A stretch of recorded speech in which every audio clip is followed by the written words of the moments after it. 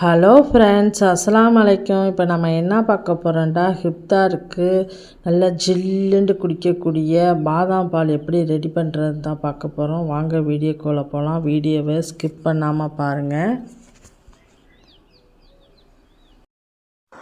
1 cup பாதாம் எடுத்திருக்கேன். அதை வெந்நீரை ஊற்றி நம்ம ஒரு 5 நிமிஷம் வச்சா அதை தோலை நம்ம ரிமூவ் பண்ணிடலாம்.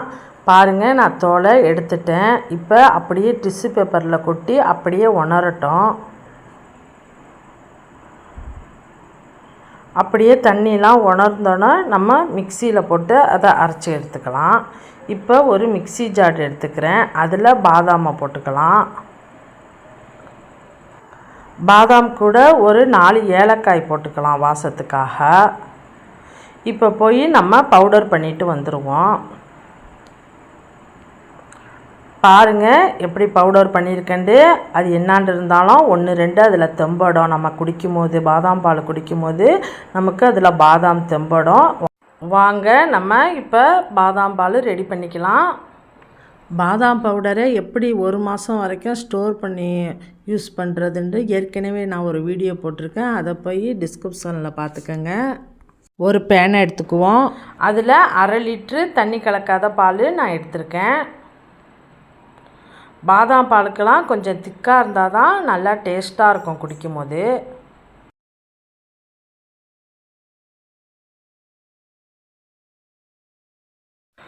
பால் இப்போ கொதி வந்துக்கிட்டு இருக்குது.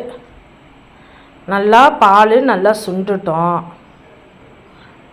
பால் நல்லா கொதிக்குது. இப்போ அரைச்சி வச்ச பாதாம் பவுடரை இதில் நம்ம போட்டுக்கலாம்.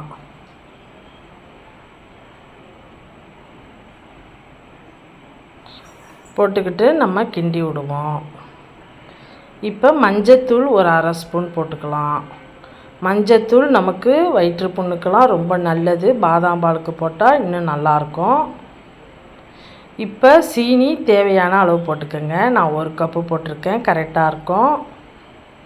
உங்களுக்கு இனிப்பு பிடிக்கும்டா இன்னும் கூட நீங்கள் அதிகமாக போட்டுக்கலாம்.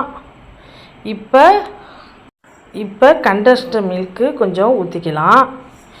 நமக்கு இன்னும் நல்லா டேஸ்ட்டு கிடைக்கும்.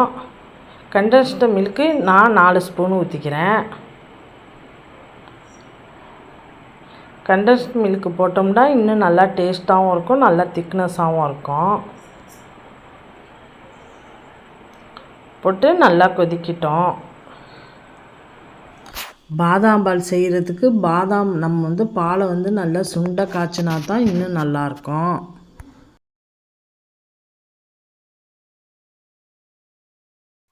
பாருங்கள், நல்லா ரெடி ஆகிடுச்சு. இப்போ நல்லா ஆறிடுச்சு. இதை நம்ம ஃப்ரிட்ஜில் வச்சு ஜில்லுண்டாக சாப்பிடலாம். நல்லா சூடாகவும் நம்ம குடிக்கலாம். இஃப்தாருக்கு நல்லா ஜில்லுண்டு குடித்தா நல்லாயிருக்கும்.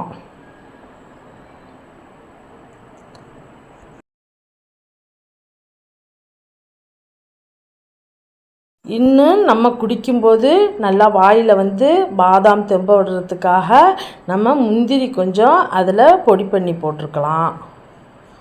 இப்படி போட்டால் இன்னும் நல்லா டேஸ்ட்டாக இருக்கும். கடையில் வாங்குகிற டேஸ்ட்டு மாதிரியே இருக்கும்.